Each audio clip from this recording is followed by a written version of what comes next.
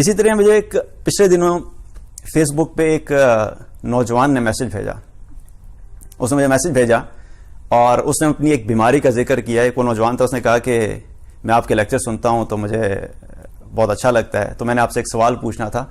اور نے بتایا کہ مجھے ایک بیماری ہے, اور بیماری کیا تھی کہ اس بیماری کی وجہ سے اس کے جسم کے سارے مسلز جو تھے وہ مسلز کام نہیں کرتے تھے, اتنے ویک ہو چکے تھے کہ وہ مسلز کام نہیں کرتے تھے, اور بالکل ویل چیئر کے اوپر ہے. اس نے کہا کہ میں بالکل ویل چیئر پہ ہوں اور میرے جسم کے کوئی مسلز کام نہیں کرتے, میں ہاتھ بھی نہیں ہلا سکتا صحیح طریقے سے, میں چل پھر نہیں سکتا.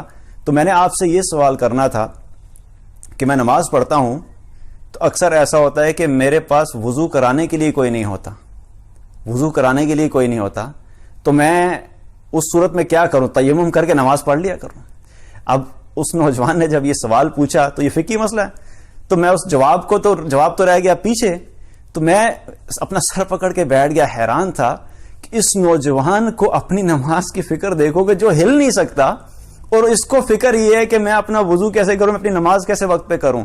تو مجھے خیال آیا کہ اللہ تعالیٰ نے اتنے نوجوانوں کو صحت دی ہوئی ہے, اتنا کچھ عطا کیا ہوا ہے, اور وہ نوجوان جب اپنی ساری زندگی دوسری فکروں میں لگا دیتے ہیں, کوئی کھیل کود میں لگا ہوا ہے, کوئی گیمز میں لگا ہوا ہے, کوئی گاڑیوں کی فکر میں لگا ہوا ہے, کوئی اپنے دوستوں میں مشغول ہے, قیامت کے دن جب اللہ سبحانہ و تعالی ایسے نوجوان کو جب سامنے کھڑا کر دے گا کہ دیکھو یہ تو ہل بھی نہیں سکتا تھا, یہ تو وضو بھی خود نہیں کر سکتا تھا, اس کے باوجود یہ شخص اپنی نماز پڑھتا تھا, تو تم لوگوں کو ایسی کیا چیز تھی کہ جس نے نماز سے دور رکھا؟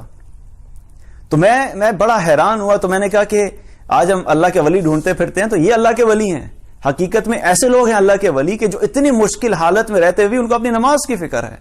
تو جن لوگوں کو اللہ نماز کی فکر عطا کرتا ہے نا, پھر وہ اپنی نماز کو ادا کرنے کے لیے ہر راستہ ڈھونڈنے کی کوشش کرتے ہیں کہ کسی طریقے سے ہماری نماز میں تاخیر نہیں ہو.